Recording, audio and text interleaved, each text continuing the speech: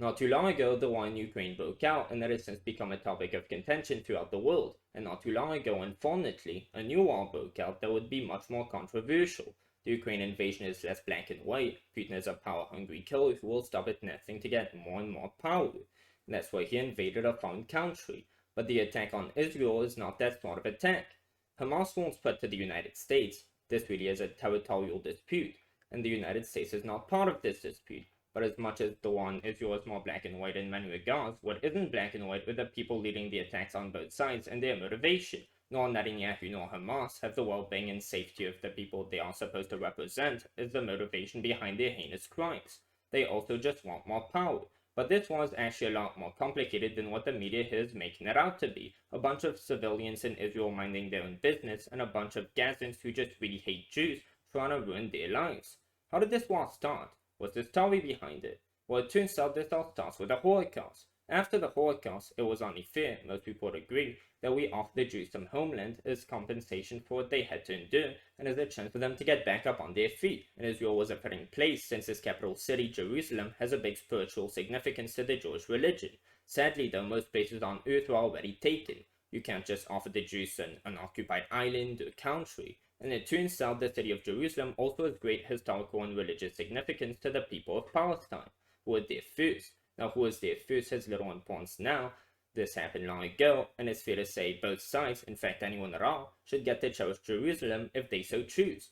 Install a democracy and share the land. Sharing is caring is a huge principle most religions praise, and for good reason.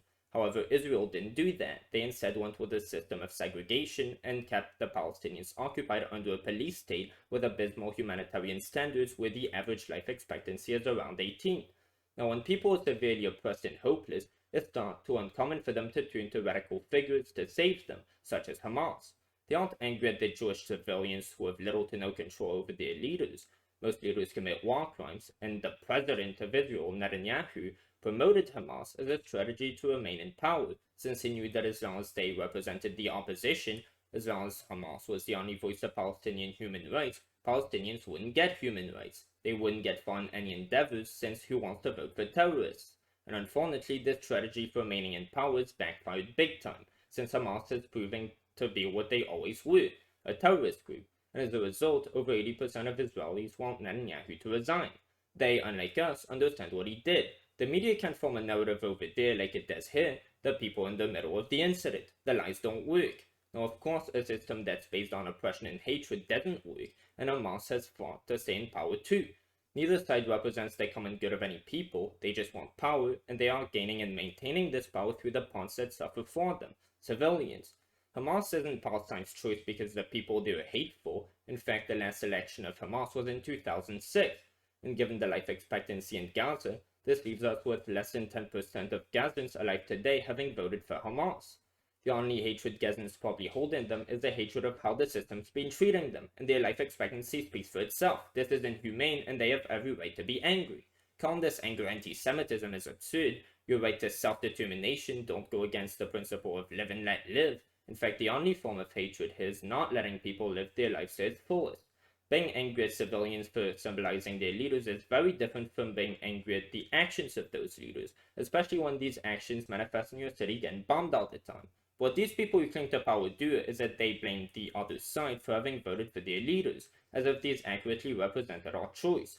We don't have a ranked voting system nor here, nor in Israel, but either way, pinning the actions of elected leaders onto civilians they supposedly represent, they represent their donors more than anything, but whatever. Carrying out acts of violence, serving collective punishments for the wrongdoing of the powerful to the powerless, whether it be for having an apartheid and occupation or for massacring many innocent Israelis, that is the definition of terrorism. Both Netanyahu and Hamas are terrorists, spraying illegal gases such as white phosphorus over civilians, bombing their hospitals. Those are acts of terrorism, just like massacring a bunch of innocent civilians on the other side is also that. And Israel knew that their bombing of hospitals was unjustified since they tried to cover it up with a fake audio tape of supposedly Hamas communicating using technology they are notorious for not using to say they bombed that hospital. Now the clip was debunked, they were supposedly nuking the hospital, but you never heard the missile take off. The whole thing is a giant joke, and in due time Israel will probably admit it did that, as they have countless times, since Israel is known for this type of attack on civilians in hospitals, and they literally want that hospital that they would be attacking. Now, what this tells you is that the leaders, yes, on both sides, don't have the purest of intentions. That's why they try to cover up their actions instead of justifying them, because even they know that there is no justifying terrorism. But remember, there is anger to be had against both sides, but when it comes to legislation, how does this anger tend to manifest itself? Do we try to get at the bottom of the issue, propose a solution? No, we just take revenge, except we never take revenge on the guilty. We're just responding in kind to a terrorist attack, meaning we respond with our own terrorist attack. You went after our civilians, so we're going after yours. Is that the type of leadership you think any sober civilian would vote for, or do you think they just don't have a choice? Maybe this isn't a disaster of our making. Maybe it's not the Jews' disaster, nor the Palestinians' disaster. Most of the people in Gaza are struggling to survive. They don't have time to think of how to make others' lives more miserable when all they live is their own misery. Maybe they're angry over said misery, but do you just blame them for hating their suffering, or do you try to calm it down? Again, we know how this war started. Many people are trying to hide its origins because it makes their side look better, but it doesn't really matter how this started. It needs to end with a democracy and equal rights for everyone, period. That's how you get people to be happy. People don't inherently hate one another without a reason, and if they do, chances are this hatred comes from their leaders pulling the strings. And in this incident, both Hamas and Netanyahu are pulling the strings. One thing we can all agree on both sides is that this whole war is a disaster. No one wants to see it continue. The overwhelming majority of Gazans have wanted a ceasefire for quite some time, they still do, and the Israelis obviously don't like the attack that's been carried out on them. How do you stop all of this? Maybe not with more hatred and more reasons for innocent people to want revenge. You don't fix wounds with more wounds. And this should all be very obvious.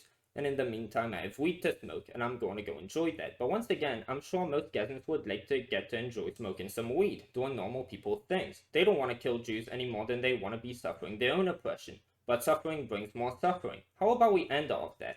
Demand a ceasefire immediately, execute Netanyahu for treason, give us a one-state democracy solution for this issue once and for all, execute all the members of Hamas who have carried out terrorist attacks, and let justice be served and move on from there.